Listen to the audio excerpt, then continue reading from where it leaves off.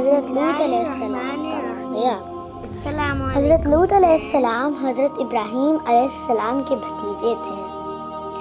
حضرت لوط علیہ السلام اپنے چچا حضرت ابراہیم علیہ السلام کے شہر سے ان کے حکم اور اجازت سے ترک کے سکونت اختیار کر کے سرزمین غور زار کے شہر صدوم میں آ بسے تھے۔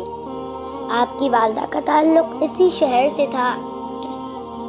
یہاں کی سرزمین سرسبز و شاداب آپ کی والدہ کی یہاں پر زمین اور خاندان تھا۔ شہر صدوم کے لوگ بڑے فاسق و فاجر اور بدترین کافر تھے اور طبعی طور پر ہی اور لوگوں سے بدتر تھے۔ راہگیروں مسافروں کو لوٹنا، ان پر آوازیں کسنا، فحش اور بری حرکات کرنا ان کا پسندیدہ مشغلہ تھا۔ برائی سے منع تو درکنار، بلکہ وہ خود برائی کرتے، اور کس قدر برا عمل تھا جو وہ کیا کرتے تھے۔ انہوں نے ایک ایسا غلیظ گناہ شروع کیا، اولاد آدم میں سے کسی میں ایسے گناہ کا تصور بھی نہیں تھا۔ وہ لڑکوں سے برائی کرتے اور عورتیں جنہیں اللہ تعالیٰ نے اپنے نیک بندوں کے لیے پیدا فرمایا ہے انہیں نظر انداز کر دیتے تھے۔ حضرت لوط علیہ السلام نے اس قوم کو وحدہ لا شریک کی عبادت کے لیے دعوت دی اور انہیں حرام، فحش، منکرات اور قبیح افعال سے روکا تو وہ اپنی گمراہی اور سرکشی میں مزید ہٹ دھرم ہو گئے اور کفر و فسق پر ڈٹے رہے۔ ان کی ہٹ دھرمی کے نتیجے میں اللہ تعالیٰ نے اس قوم پر ایسا عذاب نازل فرمایا جو نہ تو واپس لوٹ سکتا تھا اور نہ ہی ان کے وہم و گمان میں تھا ہی کہ ایسا عذاب آئے گا جو دنیا والوں کے لیے مثال و عبرت ہوگا اور جہاں والے اس سے عبرت پکڑیں گے۔ اسی لیے اللہ تعالیٰ نے قرآن پاک میں متعدد مقامات پر ان کا تذکرہ کیا ہے۔ وَلُوطًا إِذْ قَالَ لِقَوْمِهِ آخر تک، اور لوط علیہ السلام کو بھیجا جب اس نے اپنی قوم سے کہا کہ وہ بے حیائی کرتے ہو جو تم سے پہلے جہاں میں کسی نے نہ کی، بلکہ تم لوگ حد سے گزر گئے۔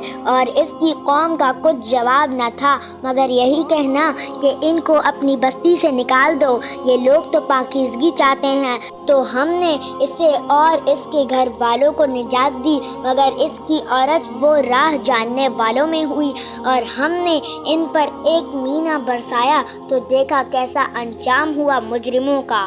وَلَقَدْ جَاءَتْ رُسُلُنَا إِبْرَاهِيمَ بِالْبُشْرَىٰ آخری آیت تک، اور بے شک ہمارے فرشتے ابراہیم علیہ السلام کے پاس مسردہ لے کر آئے، بولے سلام، کہا سلام، پھر کچھ دیر نہ کی کہ ایک بچڑا بھنا لے آئے۔ پھر جب دیکھا کہ ہاتھ کھانے کی طرف نہیں پہنچے، ان کو اوپری سمجھا اور جی میں ان سے ڈرنے لگے۔ فرشتے بولے ڈریے نہیں، ہم لوط علیہ السلام کی قوم کی طرف بھیجے گئے ہیں۔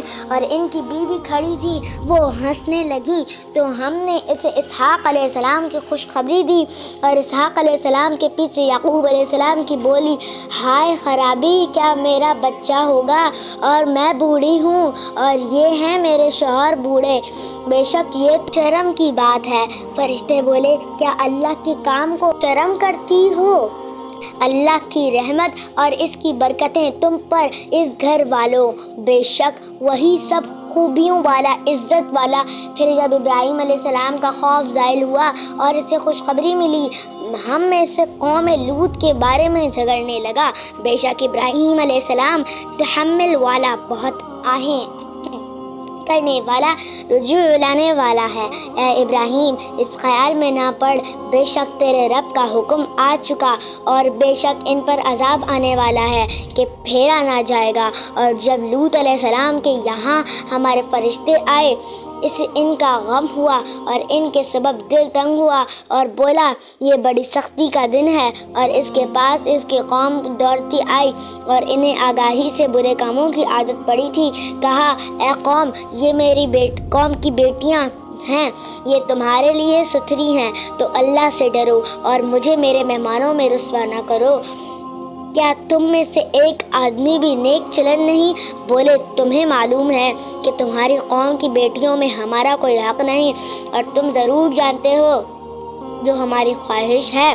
بولے اے کاش مجھے تمہارے مقابل زور ہوتا یا کسی مضبوط پائے کی پناہ لیتا۔ فرشتے بولے اے لوط علیہ السلام، ہم تمہارے رب کے بھیجے ہوئے ہیں، وہ تم تک نہیں پہنچ سکتے تو اپنے گھر والوں کو راتوں رات لے جاؤ، اور تم میں سے کوئی پیٹ پھیر کر نہ دیکھے سوائے تمہاری عورت کے، اسے بھی وہیں پہنچانا ہے جو انہیں پہنچے گا، بے شک ان کا وعدہ صبح کے وقت ہے، کیا صبح کے قریب نہیں؟ پھر جب ہمارا حکم آیا ہم نے اس بستی کے اوپر کو اس کا نیچا کر دیا اور اس پر کنکر کے پتھر لگاتار برسائے جو نشان کیے ہوئے تھے تیرے رب کے پاس ہیں، اور وہ پتھر کچھ ظالموں سے دور نہیں۔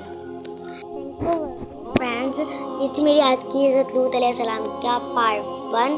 اگر آپ کو پارٹ 2 جلدی سے دیکھنا ہے تو پلیز ویڈیو کو لائک کریں، شیئر کریں، سبسکرائب کریں۔